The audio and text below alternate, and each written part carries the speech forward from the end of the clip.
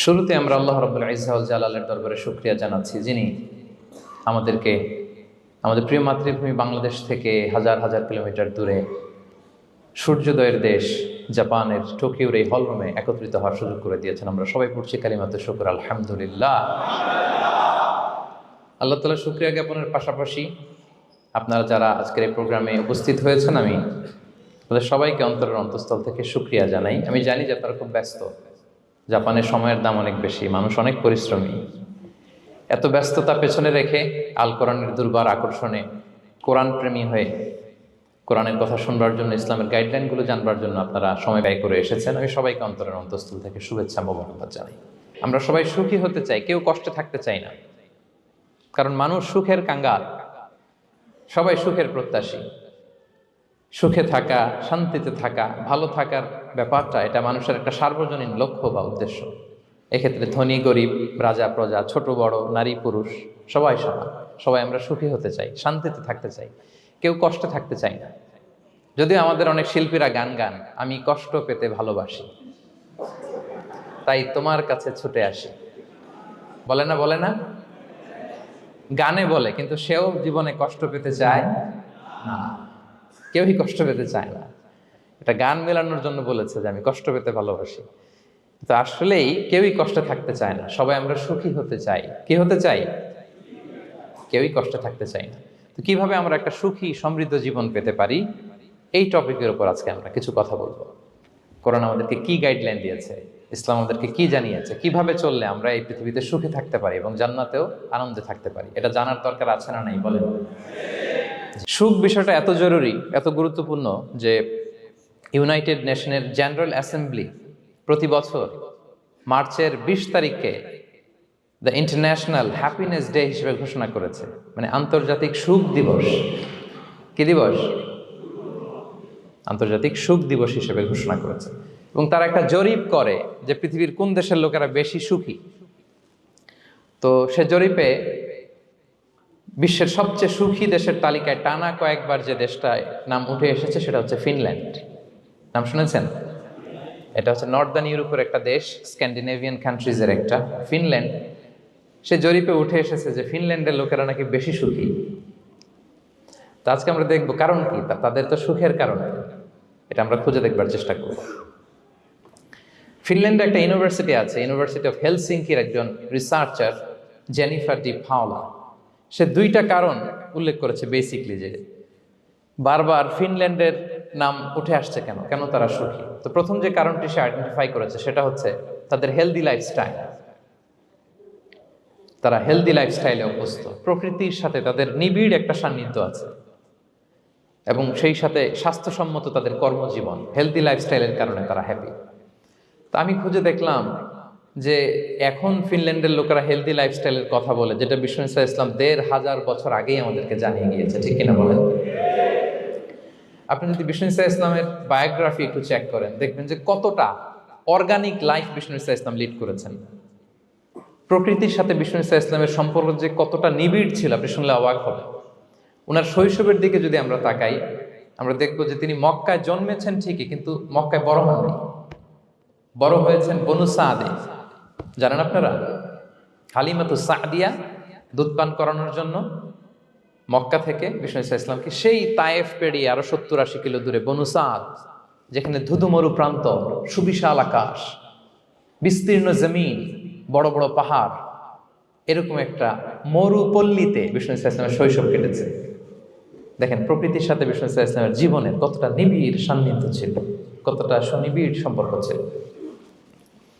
এরপর সেখান থেকে যখন চলে আসলেন, he started his career as a shepherd, রাখাল হিসেবে ক্যারিয়ার শুরু করলেন। পাহাড়ি উপত্যকা মাড়িয়ে তিনি ছাগল চড়াতেন, মেষ চড়াতেন। পৃথিবীর সব নবীরা ছাগল চড়িয়েছেন।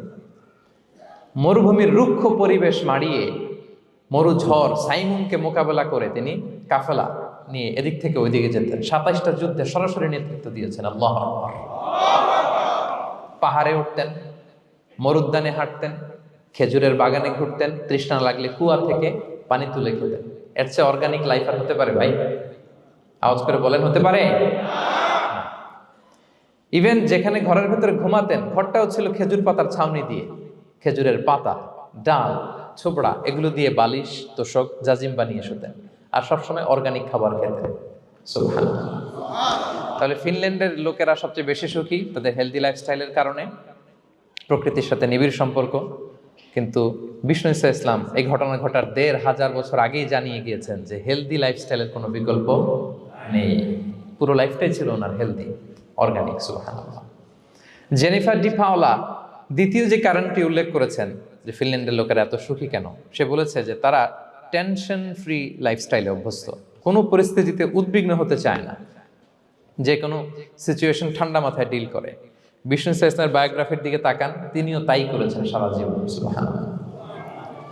সাধ্যের সবটুকু বিষ্ণু ঈসা ইসলাম করতেন, সর্বোচ্চ চেষ্টাটুকুন করে চেষ্টা প্রচেষ্টা শেষে, কর্মশেষে ফলাফলের জন্য তিনি আল্লাহর উপর নির্ভর করতেন। আর তাওয়াক্কুল আলাল্লাহ, উদ্বিগ্ন হতেন না, মাথা ঠান্ডা রেখে সিচুয়েশন ডিল করতেন। এর কারণ আমাদের জীবনে এমন অনেক কিছু ঘটে যায় যেটার উপর আমাদের কোনো হাত থাকে না, তো যেটার উপর আমার নিয়ন্ত্রণ নাই সেটা নিয়ে আমি উদ্বিগ্ন হয়ে লাভ আছে? কথা বলেন, উদ্বিগ্ন হয়ে লাভ আছে? জীবন আপনাকে অনেক কিছু দিবে, আবার কেড়ে নিবে। আল্লাহ এভাবেই পৃথিবীটাকে সাজিয়েছেন। ইয়াউমুন লাকা ওয়া ইয়াউমুন আলাইকা, একদিন আপনার ভালো যাবে, আরেকদিন খারাপ যাবে। ওয়া তিলকাল আইয়ামু নুদাবিলুহা বাইনান নাস, আল্লাহ বলেন যুগটাকে আমি ঘুরিয়ে ফিরিয়ে মানুষের সামনে এভাবেই আনি। This is the routine work of this দুনিয়া। দুনিয়ার রুটিন ওয়ার্ক এইটা। আজকে ভালো, কালকেও যে ভালো যাবে এমনটা নয়, কালকে খারাপ যাবে। আজকে তার খারাপ যাচ্ছে, পরশুদিন আবার তার ভালো দিন যাবে, ঠিক কিনা বলেন? অন্য এক সূরায় আল্লাহ তাআলা বলেছেন ফাইন্না মাআল উসরি ইউসরা, নিশ্চয়ই কষ্টের সাথে আছে স্বস্তি। আজীবন মানুষ কষ্টে থাকে না, দুঃখের পরে থাকে সুখ। দুঃখের পরে কি থাকে? সুখ থাকে। এজন্য উদ্বিগ্ন হওয়া যাবে না। বিষ্ণু ঈসা ইসলামের জীবনী থেকেও আমরা এটাই শিখি, উদ্বিগ্ন হওয়া যাবে না। তিনি বলতেন ওয়া আলাম আন্নামা আসাবাকা লাম ইয়াকুন লিয়ুখতিআক ওয়া মা আখতাআকা লাম ইয়াকুন লিয়ুসিবাক রুফিআতিল আকলাম ওয়া জাফফাতিস সুহুফ। ওনার কাজিন আব্দুল্লাহকে ডেকে বললেন, আব্দুল্লাহ, যেটা তুমি পাওয়ার সেটা তুমিই পাবা, কোনোদিন মিস হবে না। এটা তোমার, যেটা তোমার হওয়ার কথা ছিল এটা তুমি পাবাই, এটা মিস হবে না। আর যেটা তোমার নসিবে নাই, যেটা তুমি পাবা না, গোটা বিশ্বের সব ক্ষমতাকে হাতের মুঠোয় আনলেও সেটার দেখা তুমি পাবে না। তো এজন্য উদ্বিগ্ন হয়ে লাভ আছে বলেন না। আমরা আমাদের সর্বোচ্চ চেষ্টাটুকুন করব, তারপর ফলাফলের জন্য আমরা ভরসা রাখবো, নির্ভর করব একজন সত্তার উপর। আওয়াজ করে বলেন তো, তিনি কে? আমরা আল্লাহর উপর ভরসা রাখবো। তাহলে ফিনল্যান্ডের লোকেরা এই যে হ্যাপি হয়ে খুব বেশি খুশি, এত বেশি খুশি হওয়ার কিছু নাই। এগুলো আগে থেকে আমরা জানি, কি বলেন? জানি না আমরা? জাস্ট একটু প্র্যাকটিস করে নিজের জীবনের সাথে মানিয়ে নিতে হবে। সম্মানিত সুধী, আপনি যদি কোরআনকে জিজ্ঞেস করেন যে what is the Quranic formula of happy life, সুখে শান্তিতে থাকার জন্য কোরআনিক ফর্মুলাটা কি, কিভাবে আমরা সুখী সমৃদ্ধ জীবন পেতে পারি, কোরআন আপনাকে দুইটা জিনিসের কথা বলে। নাম্বার 1 হচ্ছে ফেইথ, নাম্বার 2 হচ্ছে good did.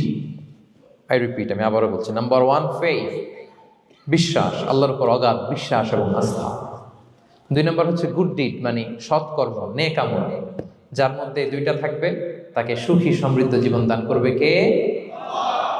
Faith and good deed, you'll be happy in your life for the sure, I am telling you. এই দুইটা যদি এনশিওর করতে পারেন, আপনাকে সুখী সমৃদ্ধ জীবন দিবে কে? এবং এই আয়াতটি দিয়েই, হ্যাপি হওয়ার কোরআনিক ফর্মুলা দিয়ে আমি আজকের আলোচনা শুরু করেছি। আল্লাহ তাআলা সূরা নাহলের ৯৭ নম্বর আয়াতে বলছেন, মান আমিলা সালিহাম মিন যাকারিন আও উনসা ওয়া হুয়া মুমিন ফালানুহইয়ান্নাহু হায়াতান তাইয়্যিবা ওয়া লানাজজিয়ান্নাহুম আজরাহুম বিআহসানি মা কানু ইয়ামালুন। বিশ্বাসী নারী কিংবা পুরুষ তারা যদি সৎকর্ম করে, তাদেরকে আমি সুখী সমৃদ্ধ জীবন দান করব। অর্থগুলো খেয়াল করে শোনেন। আল্লাহর কথায় কোনো ফাঁকফোকর থাকে না, আল্লাহর কথায়, নবীর কথায় ফাঁকফোকর থাকে না। আল্লাহ তাআলা বলছেন বিশ্বাসী নারী কিংবা পুরুষ তারা যদি নেক কাজ করে, সৎকর্ম সম্পাদন করে, তাহলে তাদেরকে আমি সুখী সমৃদ্ধ জীবন দান করব। তাহলে আমরা যদি আল্লাহ বিশ্বাস করি, আল্লাহর উপর বিশ্বাস আস্থা থাকে এবং সৎকর্ম সম্পাদন করি পৃথিবীতে, তাহলে আমরা সুখী এবং সমৃদ্ধ জীবন লাভে ধন্য হব প্রিয় ভাইরা। তবে একটা জিনিস আমাদের মাথায় রাখতে হবে আলোচনা শুরুতেই, সেটা হচ্ছে এই যে হ্যাপিনেস বা সুখ, এই পৃথিবীতে যে সুখ, happiness in this worldly life, in this দুনিয়া is in permanent, it's temporary. পৃথিবীর সুখটা এটা পার্মানেন্ট না, এটা অস্থায়ী, টেম্পোরারি। পার্মানেন্ট সুখ দেয়া হবে জান্নাতে। আওয়াজ করে বলেন কোথায়? জান্নাতের সুখের মধ্যে কোনো গ্যাপ নাই, ইন্টারাপশন নাই। কিন্তু পৃথিবীর সুখ শান্তির মধ্যে এটা বারবার ইন্টারাপ্টেড হবে। হ্যাঁ, ইন্টারাপ্টেড। আর জান্নাতের সুখ হচ্ছে আনইন্টারাপ্টেড। সুবহানাল্লাহ। যেমন পৃথিবীতে আপনি সুখে আছেন, আপনার সুখকে কি ইন্টারাপ্ট করে? অসুস্থতা। খুব সুখে আছেন, শান্তিতে আছেন, হঠাৎ অসুস্থতা চলে আসে, তার মানে ইন্টারাপশন হয়েছে না? বলেন। হঠাৎ কিডনি ফেলিওর করলো, হার্ট অ্যাটাক, ক্যান্সার স্টেজ 3-তে চলে গেছে, 4-এ চলে গেছে, তাহলে হ্যাপিনেসটা আর থাকলো না। এটা টেম্পোরারি। দুনিয়ার সুখকে ইন্টারাপ্ট করে বার্ধক্য। খুব সুখে শান্তিতে জীবন কাটাচ্ছিলেন, কিন্তু বয়স হয়ে গেছে 80, এখন আর সেই সুখ আছে? কথা বলে না কেন? সেই স্বাদ আল্লাহর নাই, সেই সুখের ছোঁয়া পরশান নাই। তাহলে দুনিয়ার সুখ টেম্পোরারি। অসুস্থতা এসে সুখ কেড়ে নেয়, বার্ধক্য এসে সুখ কেড়ে নেয়, আর সবচেয়ে বড় যে ব্যাপারটা এসে সুখের ইতি ঘটায় সেটা হচ্ছে মৃত্যু। সেটা কি? সুখে শান্তিতে জীবনযাপন করতেছেন, হঠাৎ সবকিছু চমকে দিয়ে, আপনাকে একেবারে থমকে দিয়ে মৃত্যুর আগমন ঘটে যায়, তাই না? বলি কুল্লি উম্মাতিন আজাল ফাইদা জাআ আজালুহা লা ইস্তাখিরুনা সাআতান ওয়া লা ইস্তাকদিমুন। একেবারে ফিক্সড করা, সিলেক্ট করা কখন আপনি মরবেন। এই মৃত্যুর সময়টা আপনার ফিক্সড টাইমের 1 সেকেন্ড আগেও আসবে না, পরেও আসবে না। তাহলে দুনিয়ার সুখ এটা কি চিরস্থায়ী না ক্ষণস্থায়ী? টেম্পোরারি না পার্মানেন্ট? টেম্পোরারি। এই লাইফটা, দুনিয়ার হ্যাপিনেসটা, এটা টেম্পোরারি, এটা খেয়াল রাখতে হবে। চির সুখ, চির শান্তি, আনইন্টারাপ্টেড হ্যাপিনেস আপনি পাবেন জান্নাতে। আল্লাহ তাআলা বলছেন, ওয়া আম্মাল্লাযীনা সুঈদু ফাফিল জান্নাতি খালিদিনা ফিহা মা দামাতিস সামাওয়াতু ওয়াল আরদু ইল্লা মা শাআ রাব্বুক আতাআন গায়রা মাজদুদ। সুবহানাল্লাহ। জান্নাতের নেয়ামত, সুখ হবে, এটাকে আল্লাহ নাম দিয়েছেন আতা, গায়রা মাজজুজ, এন্ড আনইন্টারাপ্টেড গিভিং। ওই যে সুখ পাবেন আপনি, আর কোনো ইন্টারাপশন হবে না। সুখ আর সুখ, শান্তি আর শান্তি, it's a gift without an end. এটার কোনো এন্ডিং নাই, শুরু আছে শেষ নাই। সুবহানাল্লাহ পড়ে। And it will be an award never to be taken away. একবার যে দেয়া হবে আর ছিনিয়ে নেওয়া হবে। একবার যে এন্ট্রি পাবেন, আর জান্নাত থেকে বের হওয়া লাগবে না। তাহলে সুখ শান্তি আমরা কিভাবে পাবো, এটা জানার আগে এই কথাটা আমাদেরকে মাথায় আগে ঢুকিয়ে নিতে হবে যে দুনিয়ার জীবনটা, এখানে সুখ শান্তি ক্ষণস্থায়ী। চির সুখ চির শান্তির জায়গা হচ্ছে জান্নাত। জান্নাতে অসুস্থতা নাই, আছে? সবাই বলেন, জান্নাতে অসুস্থ হবেন? জান্নাতে বার্ধক্য নাই, বুড়ো হবেন না।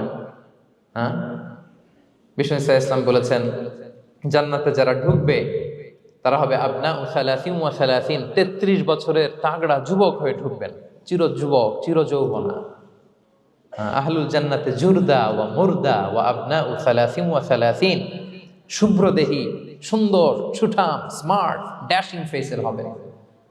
বয়স বাড়বে না, অসুস্থতা স্পর্শ করবে না, আর মৃত্যুই থাকবে না সেখানে। কি বলেন, থাকবে?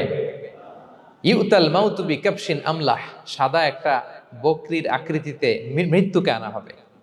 ফায়ুযবাহুল মাউত, মৃত্যুকে সেদিন মৃত্যু দেয়া হবে।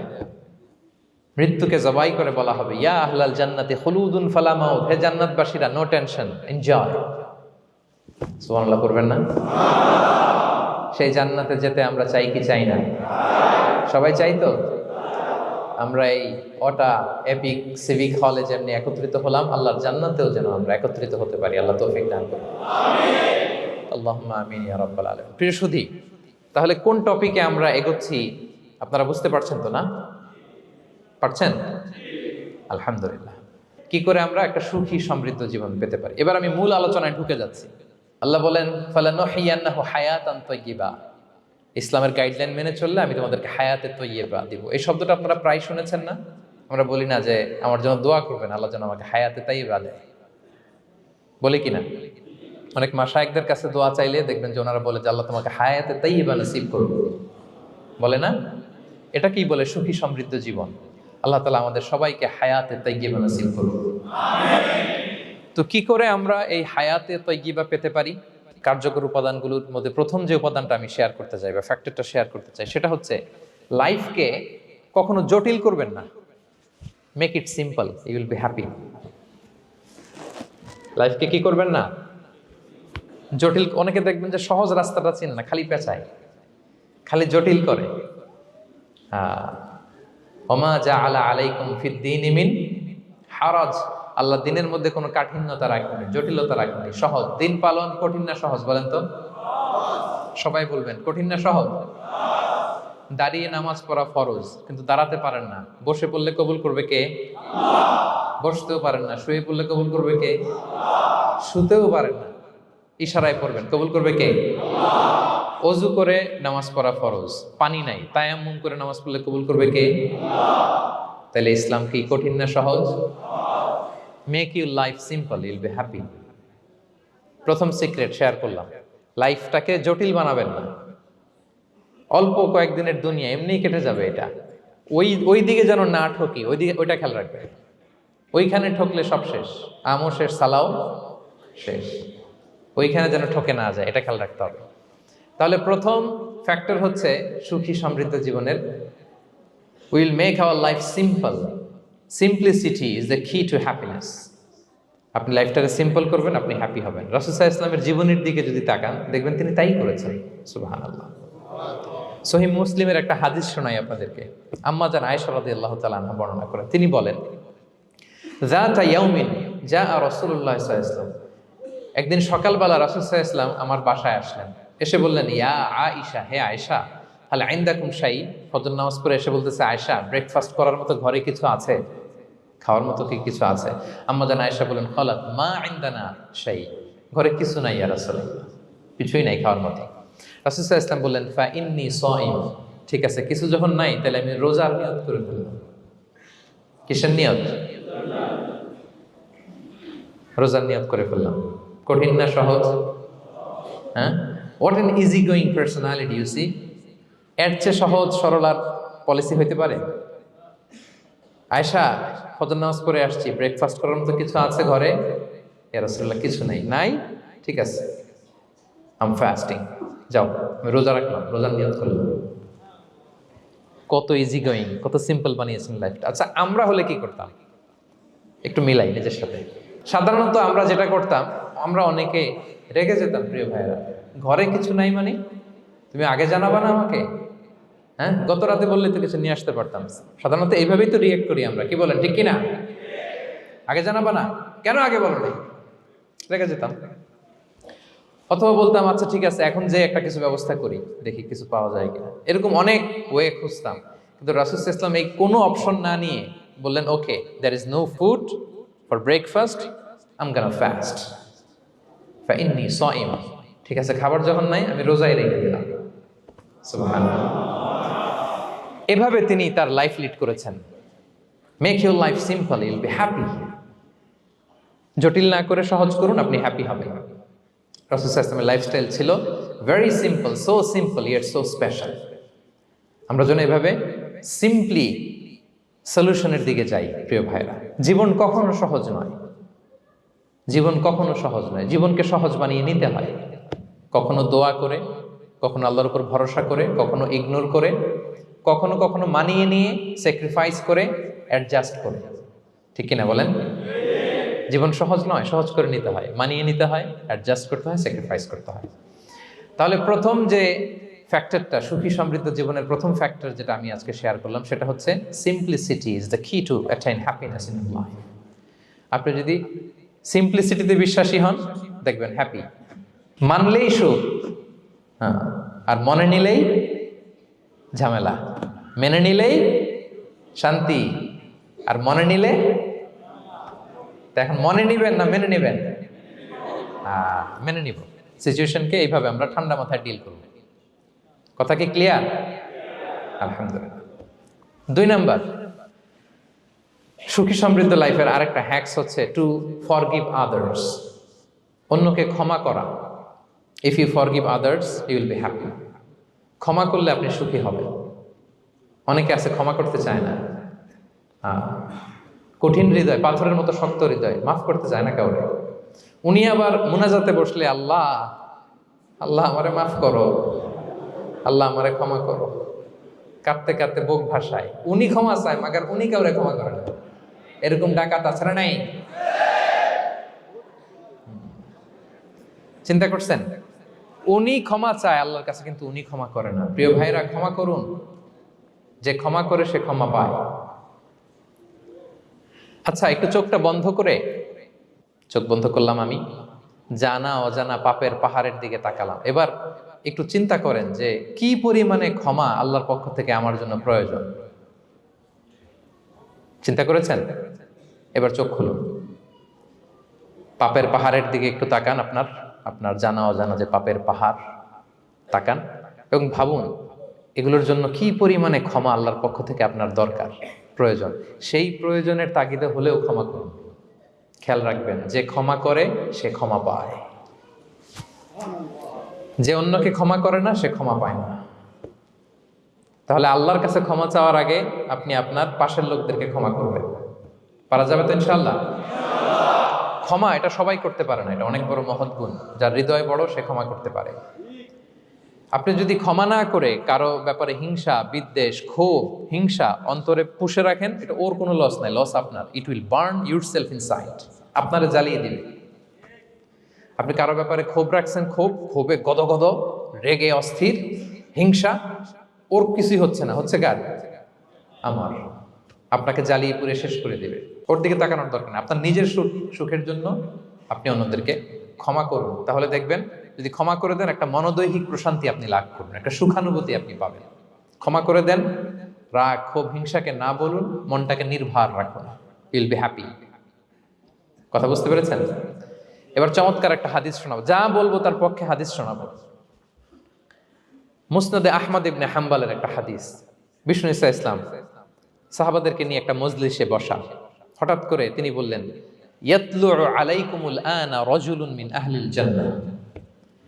ঠিক এখনই একজন এসে এই মজলিসে তোমাদের মধ্যে বসবে, সে জান্নাতি। সে কি? এটা শোনার পরে তো সব সাহাবারা নড়ে চড়ে বসলো, কিরে, রাসূল সাল্লাল্লাহু আলাইহি ওয়াসাল্লাম একজনকে জান্নাতের অ্যানাউন্সমেন্ট দিচ্ছে, কে সে, কি তার আমল? তো দেখা গেল এক আনসারি সাহাবা প্রবেশ করেছে, তার জুতা দুইটাকে বগল দাবা করে, কিন্তু কেউ তারে চিনে না। তারা যে এক্সপেকটেশন করছিল যে খুব আল্লাহওয়ালা এমন কেউ আসবে, না, সাধারণ, চিনে না কেউ তাকে। সবাই অবাক হলো যে কি তার আমল, রাসূল সাল্লাল্লাহু আলাইহি ওয়াসাল্লাম তাকে জান্নাতি বলে ঘোষণা দিয়েছে।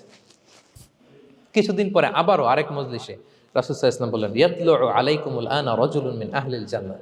এখন একজন লোক আসবে, সে জান্নাতি। সবাই আবার নড়ে চড়ে বসলো, খেয়াল করলো, দেখি কে আসে, দেখি কে আসে। দেখলো আবার সেই আনসারি সাহাবী আসলো। সবাই তো অবাক। তার কিছুদিন পরে আরেক মজলিসে রাসূল সাল্লাল্লাহু আলাইহি ওয়াসাল্লাম বললেন, ইয়াতলু আলাইকুমুল আনা রাজুলুন মিন আহলিল জান্নাহ। এক লোক আসবে এখন, সে জান্নাতি। সবাই অবাক, দেখি কে আসে, আবার সেই আগের লোকটি আসে। সুবহানাল্লাহ। সাহাবীরা অবাক, সবচেয়ে বেশি অবাক হয়েছেন আব্দুল্লাহ ইবনে আমর ইবনে আল-আস রাদিয়াল্লাহু তাআলা আনহু। তিনি অবাক হলেন, ঘটনা কি? কারো ব্যাপারে তো নবীজি এমন বলেন না, কি তার আমল, কি তার গোপন রহস্য, দেখি তো খুঁজে বের করা যায় কিনা। তিনি ওই সাহাবীর বাড়িতে গেলেন, যে কৌশল করে একটা কথা বললেন, প্রিয় ভাই, আমি তোমার ঘরে মেহমান হতে চাই। অনেকদিন ধরে আমার আব্বার সাথে আমার একটু মনোমালিন্য, বাসায় না থেকে তোমার বাসায় থাকবে। আসলে মনোমালিন্য এখন হয় নাই, আগে হয়তো কখনো হয়েছে। ওইটাকে একটু কৌশল করে বলাকে আরবিতে তাউরিয়া বলে। কি বলে? তাউরিয়া, মানে একটু টুইস্ট করে কথা বলা, মিথ্যা হয় না, এটাকে তাউরিয়া বলে। তো আরবরা তো, সাহাবারা তো মেহমান পেলে খুশি হতেন। তিনি বললেন, হ্যাঁ অবশ্যই মেহমান হবেন, আহলান ওয়া সাহলান, আসুন। 3 দিন ওই সাহাবীর বাড়িতে তিনি থাকলেন। খেয়াল করলেন কি করে না করে, ইবাদত, শেষ রাতে, মাঝরাতে। কিন্তু তিনি হতাশ, অনেক খেয়াল করার পরে হতাশ। না, যেই আশা নিয়ে আসছি এরকম কিছুই দেখা যাচ্ছে না। শেষমেশ 3 দিন পরে তিনি খুলেই বললেন যে, ভাই, আসলে তেমন কিছু হয় নাই আমার বাবার সাথে, যে কারণে আমি তোমার বাসায় এসেছি। আমি এসেছি তোমাকে ফলো করবার জন্য। ফলো করবার জন্য? কারণ কি? তখন তিনি বললেন, 3টা ভরা মজলিসে বিষ্ণু সাল্লাল্লাহু আলাইহি ওয়াসাল্লাম তোমাকে জান্নাতি বলে ঘোষণা দিয়েছে। আমি দেখতে চেয়েছি যে তুমি কি আমল করো, কি তোমার এমন আমল যে কারণে তুমি জান্নাতি, একটু দেখার জন্য এসেছি। রাসূল সাল্লাল্লাহু আলাইহি ওয়াসাল্লাম তোমাকে 3 বার জান্নাতি বলে ঘোষণা দিয়েছে, কিন্তু দেখলাম না, তুমি নামাজের সময় নামাজ যাও, শেষ সাথে তাহাজ্জুদ পড়ো, তাও 2-4 রাকাত, কোনোদিন পড়ো কোনোদিন পড়ো না, কোরআন তেলাওয়াত করো, দান সদকা, স্বাভাবিক করো, অস্বাভাবিক কিছু না, আমাদের মতোই, কখনো কখনো আমাদের চেয়েও কম। তো কি তোমার গোপন রহস্য? ওই সাহাবী বলে, আমিও জানি না। কেন যে নবী সাল্লাল্লাহু আলাইহি ওয়াসাল্লাম বলছে আমিও জানি না। তবে তবে তবে একটা ব্যাপার আমি মনে করি, হয়তো এটা আল্লাহর কাছে পছন্দনীয় হতে পারে। এইবার তো আব্দুল্লাহ বলে, ওই তবেটা কি বলে? সেটা কি? একটা আমল তুমি করো, এটা হয়তো আল্লাহর ভালো লাগতে পারে, সেটা কি আমাকে বলো। তখন সে আনসারী সাহাবী বলল যে আমি প্রতিদিন যখন রাতে বিছানায় ঘুমোতে যাই, আমি ঘুমোতে যাওয়ার আগে সবাইকে ক্ষমা করে তারপর বিছানায় যাই। আমি কারো ব্যাপারে আমার অন্তরে, আমার হৃদয়ে কোনো হিংসা, বিদ্বেষ, ক্ষোভ, রাগ পেলে পুষে রাখি না। আমি ওই দিনেরটা ওই দিন মিটাই ফেলি। আল্লাহরে বলি, আল্লাহ আজকে আমার যে কষ্ট দিয়েছে, জুলুম করেছে, যার সাথে আমার মনোমালিন্য হয়েছে, কারো ব্যাপারে কোনো কমপ্লেইন, অভিযোগ, রাগ, ক্ষোভ কিংবা হিংসা আমার হৃদয়ে নাই। আল্লাহ আমি সবাইরে মাফ করে দিব। এইটা বলে আমি বিছানায় ঘুমাতে যাই। আল্লাহু আকবার। আব্দুল্লাহ ইবনে আমর ইবনে আল আস বলেন, হ্যাঁ দা হুয়া, আরে এটাই তো সেটা যেটা তুমি ছোট আমল মনে করেছো, এটা এত সহজ নয়। আমরা অনেকেই হয়তো এটা পারি না, তুমি পেরেছো। এজন্যই আল্লাহ তাআলা তোমার মর্যাদা বাড়িয়ে দিয়েছে। পড়েন সুবহানাল্লাহ। প্রিয় ভাইরা, যে ক্ষমা করে তার মর্যাদা বাড়িয়ে দেয় কে? তা এখন থেকে কি করবেন? অন্তরে ক্ষমা, রাগ, ক্ষোভ এগুলো পুষে রাখবেন। কি করবেন? পারবেন? পারবেন? আমরা এখন থেকে ঘুমোতে যাওয়ার আগে ক্ষমা করে দিব। আপনি যদি ক্ষমা করতে পারেন